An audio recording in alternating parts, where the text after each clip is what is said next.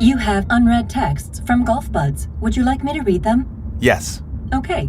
Johnny says, what are the nicotine pouches you had on the course? Walker says, 8 milligram on nicotine pouches.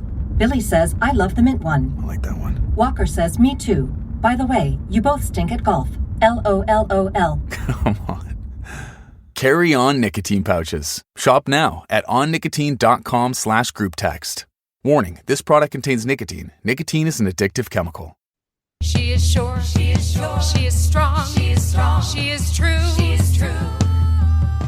She is brave, she is brave, she is bold, she is bold, she is you, she is you, she is you, she is you. She is sure, she is sure, she is strong, she is strong, she is true, she is true. She is brave, she is brave, she is bold, she is bold, she is you. Hello, everyone. Welcome to today's Word of Mom Radio here on the Word of Mom Media Network.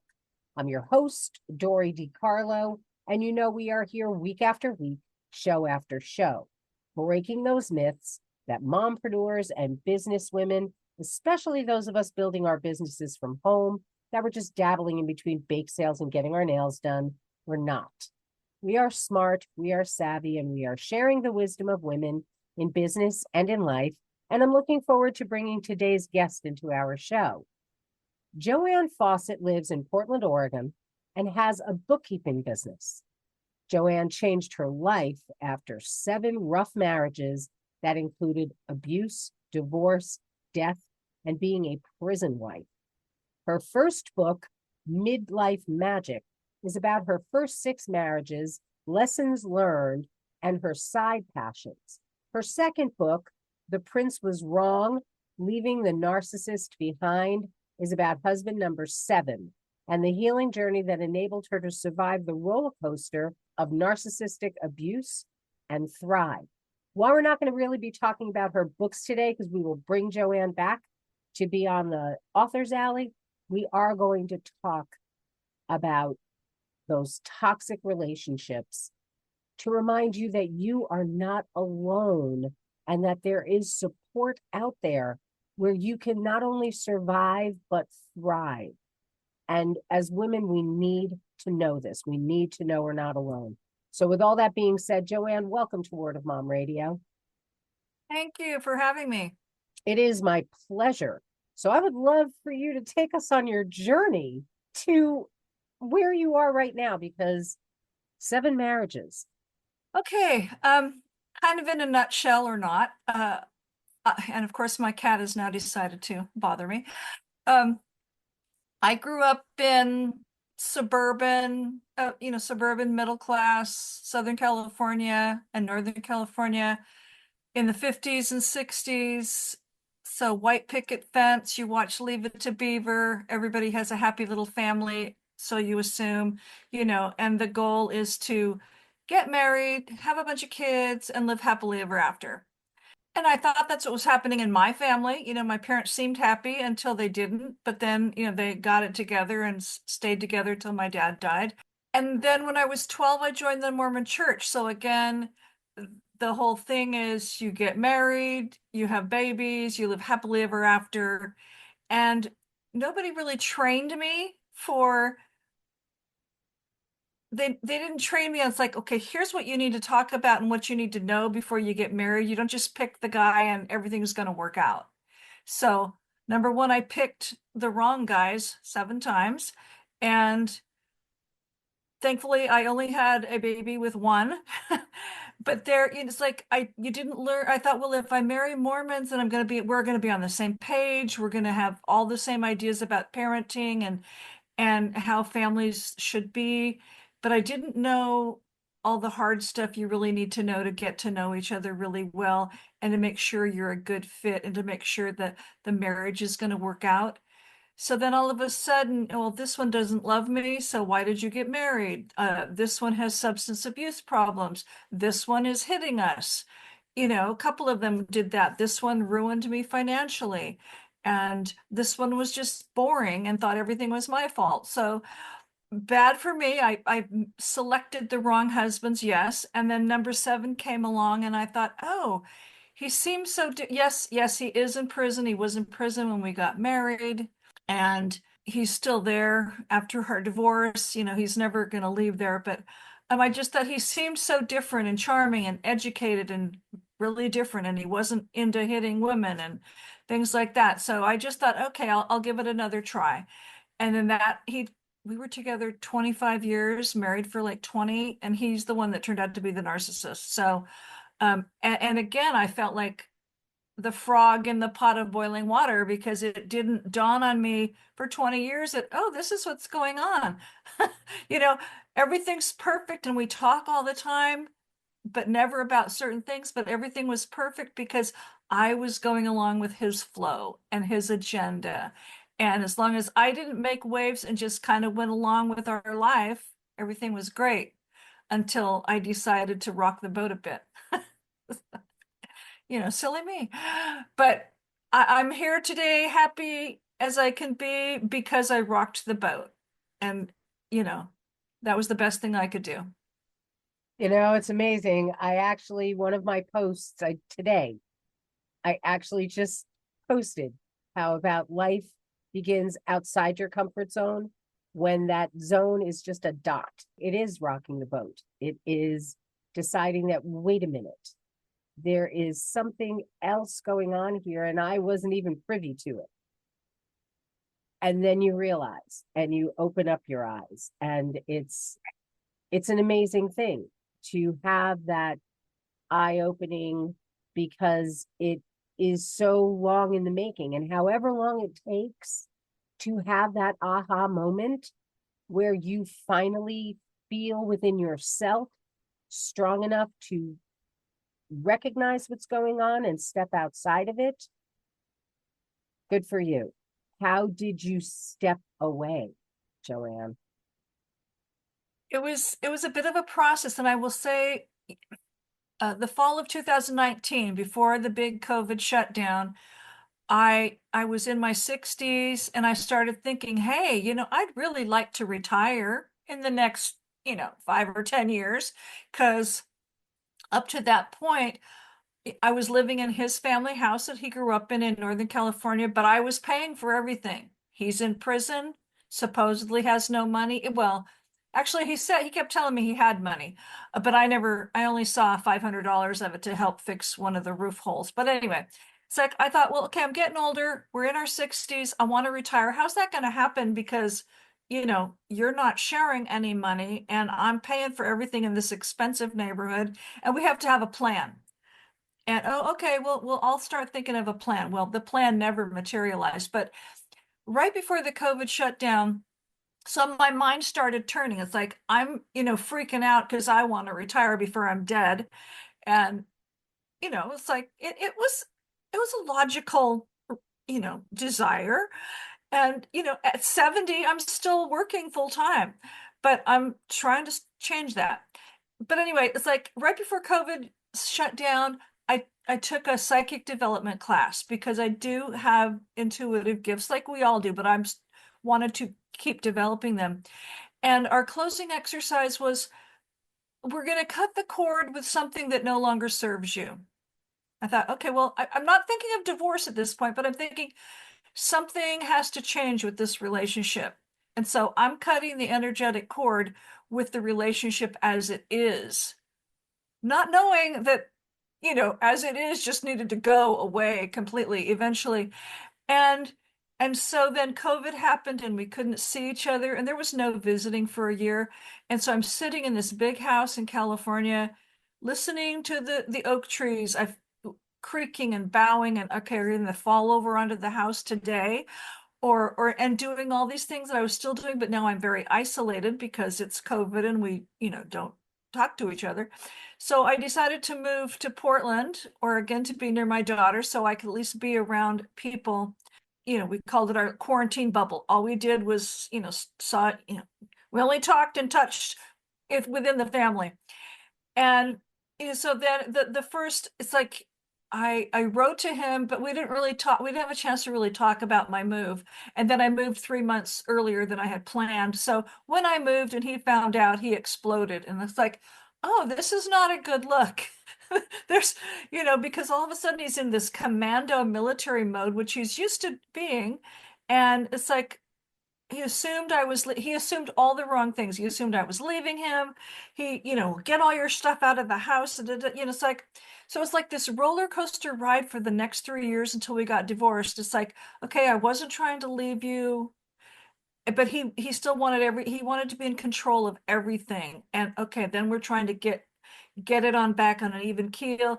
And then I start saying, well, this is what I think, and this is what I feel, and this is what I'm not getting from this relationship.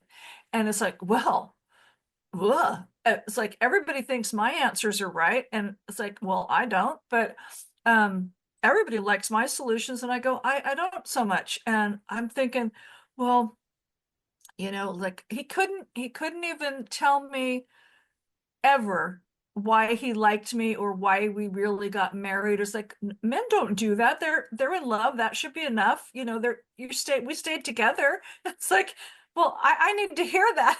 It's like, why you like me. So that was one of his, it's like, men don't say that. And I'm going, sure they do. We should be able to tell our partners why we like them. Even if it's just, I love your smile, you know, and it's like, that just got me. And then over the years, as we're trying to negotiate this, it's like, well, a good wife should do this and this and this. Like, oh, we are not in the 50s any longer, dude. I want an equal partnership. And it's like a good wife should be happy that her husband has her living in this nice house. I go, this nice house is over 100 years old and she's paying for all of it. And there are no other prison wives that live in this county in Marin unless they're in the low income, low rent district. And that's not where your house is. So it's like, don't tell me a good wife should be appreciative of this. Then the good husband should be helping take care of his house. So we were having all this back and forth crap. And I wrote my first book in the early days of COVID. And I would say, well, why didn't you support it more? Well, it wasn't good timing for me. It made me look like a loser like everybody else. And then you weren't working on my projects and it doesn't help my parole chances. So there was no support about my personal creative projects or whatever. It had to be, you just do your work, you come see me, help me with my projects. And at one time because I went back into self-employment like in 2007. And it's like, you built your business in my house because I had a home office, but I also went around to the clients. It's like, and you turned your back on my needs. It's like, well, let's see, my business, which has grown, exponentially over the years, has been supporting you. So like, how is that turning my back on your needs? Because I was still visiting you and I didn't have to pay for all of his stuff, but it's like, I was still visiting and it gets, every week it gets expensive when you're driving. And I lived close enough for several years to just go drive there. I didn't have to stay overnight, but drive there, pay for food while you're in the visiting room, that kind of stuff. So it's just his whole attitude. A narcissist, whether they're your colleague, your partner, your friend, your parent, doesn't matter. The person can be anybody in your life that's a narcissist, but it's all about them and they're always right. And they really try to dig at you constantly to make you feel wrong and crazy and you have nothing good or right to say. That was kind of how it went for 3 years. And we finally decided, this isn't working. I go, yeah, no, it's not. And I got a divorce, which was pretty easy to do in Oregon. Oh, and I've written the second book all about him, which, I don't know that he'll ever see, and I don't really care because he's not getting a free copy of this one. But I'm sure the guards have told him that I've written another book, and other people have probably told him I've written another book. And his nickname is The Prince, and the guy on the cover looks a lot like him when he was younger. And I had my graphic artist. It's like, if you could make the guy look like this, that would be great. So, I've learned self-care along the way, and I've learned boundaries along the way, and I've learned to say no. And he and I haven't talked for almost 2 years. So, we don't have anything to say to each other. And if we did, we talk through the trustee for his trust. So, and finally the one niggly piece is he didn't want me to sell his house. Well, now his house is being sold anyway. So there might be justice and final closure. So, because his trust owes me a lot of money, and it's part of the escrow when it sells. So, I might finally get my final closure. So we'll see. But it is a journey, and I like what you said about giving people hope, because whatever kind of narcissistic relationship you're in, you're not alone, and there's a bunch of us out here who can hold each other up and give each other support. And I'm grateful that I have employable skills. I could work I could be somebody's employee. I chose self-employment because that model works for me. And I've made it very successful. I'm now really ready to retire and, at least semi-retire. But am I as prepared for retirement as I wanted to be? No, thanks to him. But, again, but I'm okay. On that note, we're going to take a quick break. Really think about what Joanna's talking about here. We're going to say thank you to our sponsors, and we'll be back here in just a moment on Word of Mom Radio.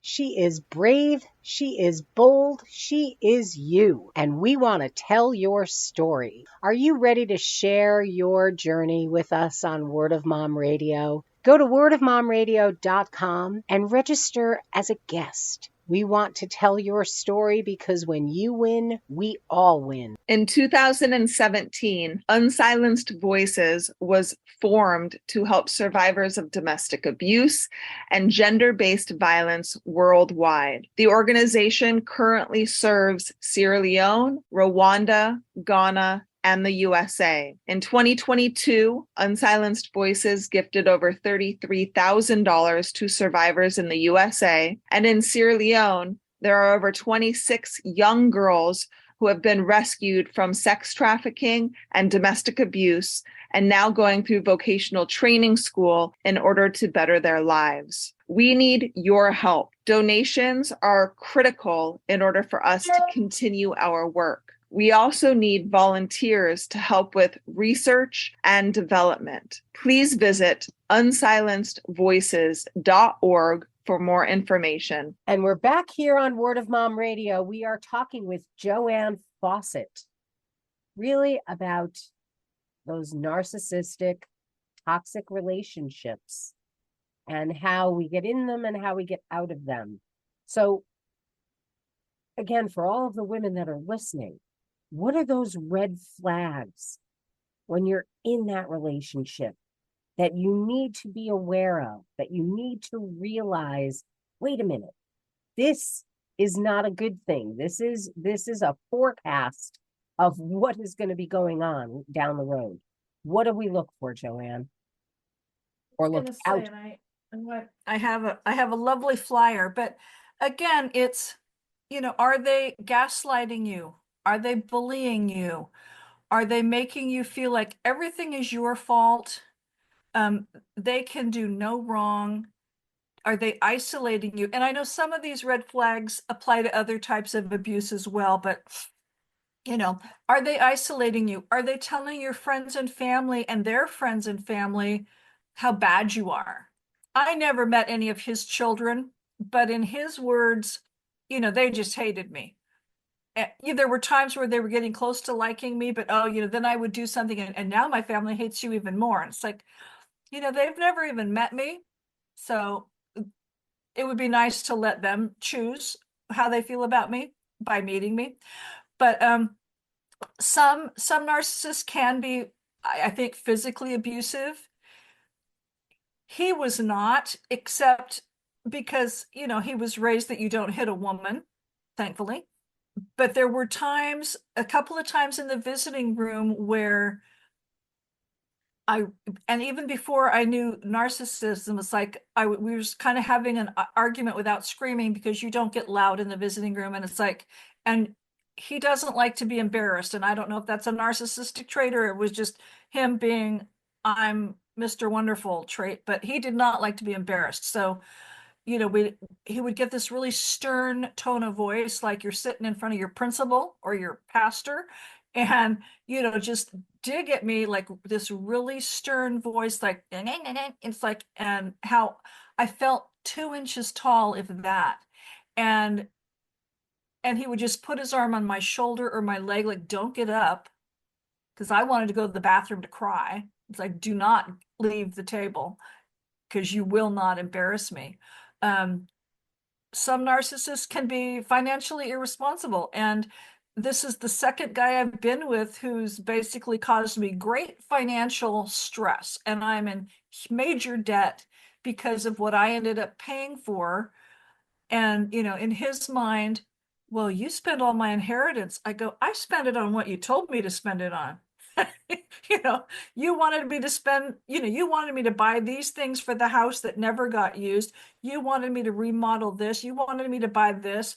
I bought you a car. I go, you picked out a Mercedes, no, a BMW that you thought I needed, which was a fun little car, but it's like, I didn't need a sports car. It's like, so you told me to buy that, and now I'm spending your inheritance. So it's like he just could never take responsibility for any of his wacky decisions or ideas. And because he came across so charming, and that's the other thing, they're very charming, and you just get sucked into this web of charm. And everybody that knows us or knew us at the prison just saw this happy couple, because we never gave off any other vibe than happily married, happy couple.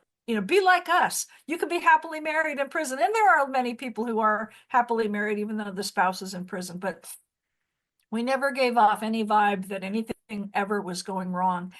And because that would have embarrassed him. And, in his eyes, that wasn't true. But then, it's like I would, and they're kind of two-faced, I would think, because my best friend now, who was a friend of his in prison, and he's been out for several years now. It's like, well, did so-and-so, talk bad about me when he left the visitor room? Yeah. It's like, well, that SOB, because, if we're having such a great visit, but then you leave the visiting room and go back to where the men are, and now you're talking smack about me, it's like, hello. That reminds me of that guy that we knew who's a drug addict here, but has his wife all sucked into how wonderful he is. It's like, but he goes back and talks about her like, it's like, so my own husband was doing that. And it's like, well, that makes me feel great. So those again, those are my main red flags. So how does a woman stand up for herself, get out of this, and then heal from that toxic relationship?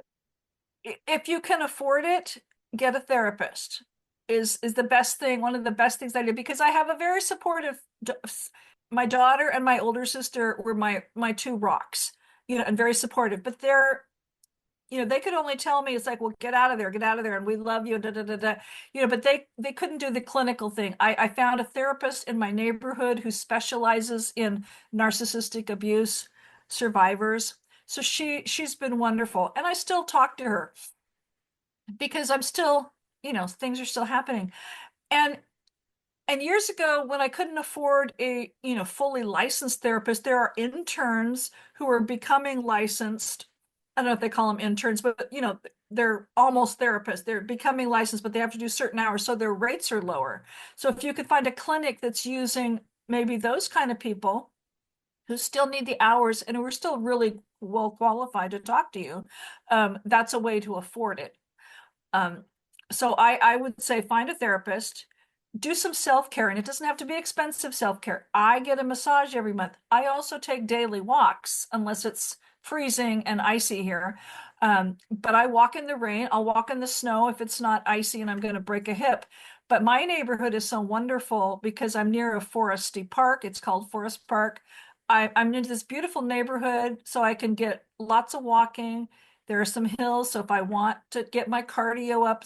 But then I also meditate that way, and I'm talking to the trees and the birds and all the animals, and thoughts just come to me. And it's just the other day, I forget where I was. I went somewhere. I came back and I was really tired. I go, okay, I really want a nap, but I haven't taken my walk yet. Okay, get out of the house, get on your feet, go take that walk. And I don't want to. I don't want. It's like I'm this like 2-year-old. I'm going, I don't want it, but get out there. It's like I made myself get out there. It's like, oh yeah, this is good. This is why I do this.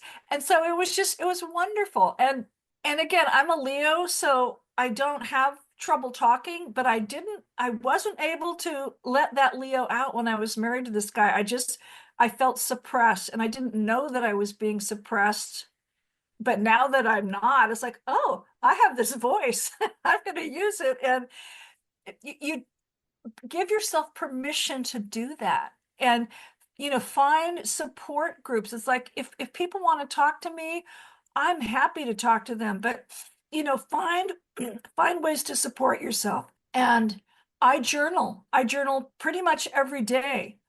And I don't think I told you, but it's like I've created a healing journal with writing prompts to help people, if that's something that will help them, because everybody uses different ways to help them. Part of my healing path has been to write and journal and write books. And I'm working on another book, but it's just find what brings you joy, even if it's there sitting there knitting for 15 minutes. I've had to train myself to like not work all the time.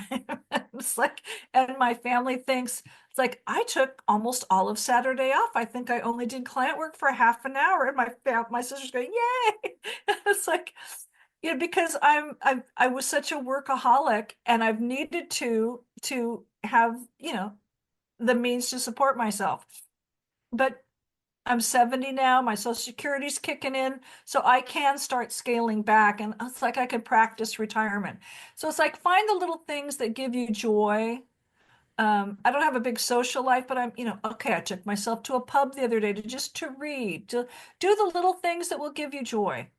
And exercise is good. I'm trying to, I'm trying to improve my health. I don't have major health issues, but we can, there's always something we can do because I'm not an athlete, and, I don't do sports, and I don't go to the gym, but I get out and walk, and that's when I meditate. So I do the things that bring me joy, and that's helped a lot. On that note, it's a great way to kind of wrap up this conversation, because you know what? Doing the things in life that bring you joy, it sounds so simple. And yet so Not many always. people forget to do those little things that bring you joy. So as we're wrapping up, Joanne, what would you like to leave our listeners with, and how may they reach out to you? Okay. And there's my cat. It's like, I like to tell people, you're not alone, and you can change your life for the better at any age, no matter what's happening. And even if you can't leave that person, you can find ways to survive, even if you have to stay in the relationship, I think. Because again, maybe it's at the workplace. The narcissist is not always your romantic partner. And even if it is, you might not be able to leave that person. But know that you're not alone. Know that there's people out here who can help you and support you. And just, even if it's just a new friend who can give you a virtual hug, we're here for you. I'm here for you.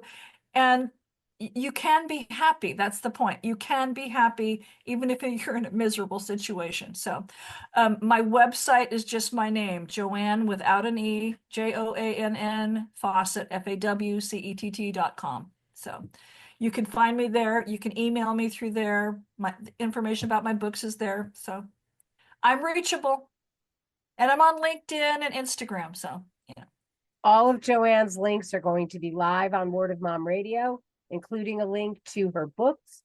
I really encourage you, reach out, but more importantly, I really encourage you to step back. You are worth so much.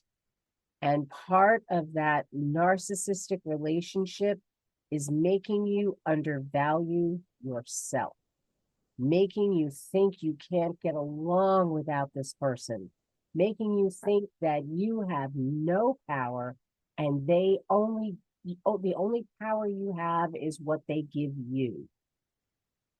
Please know that you are strong enough, you are brave enough, and you are not alone. Women are out there. We've done it. We've broken out of these relationships. We've moved on with our lives, and we're there. You have sister friends out there that will support you and love you and encourage you every step of the way. So reach out. reach out. Joanne, thank you so much for coming and sharing your journey with us. I really do encourage you, whether you want to come back with the books you've already written, or if you want to come back with the new one you're writing now, once that is done. Come back, continue to share your journey, because it's an important one, and it's one that women need to hear a lot. So again, thank you so much. Really, very much. And for all of you tuning in, thank you so much for being here. We're going to close out with our fabulous theme song from Smith Sisters and the Sunday Drivers. So till next time, this is Dori DeCarlo saying go out and create a marvelous you. Bye for now. She is sure, she is sure, she is strong, she is strong, she is true, she is true. She is brave, she is brave, she is bold, she is bold, she is you, she is you, she is you, she is you. She is sure, she is sure, she is strong, she is strong, she is true, she is true. She is brave, she is brave, she is bold, she is bold, she is you, she is you, she is you, she is you. Sure of herself, yeah, she takes care of biz, powerful and strong, yeah, she knows who she is, has integrity, woman strong and true. You know her by name, see this woman is you. She is sure, she is sure, she is strong, she is strong, she is true, she is true. She is brave, she is brave, she is bold, she is bold, she is you, she is you, she is you, she is you. She is sure, she is sure, she is strong, she is strong, she is true, she is true.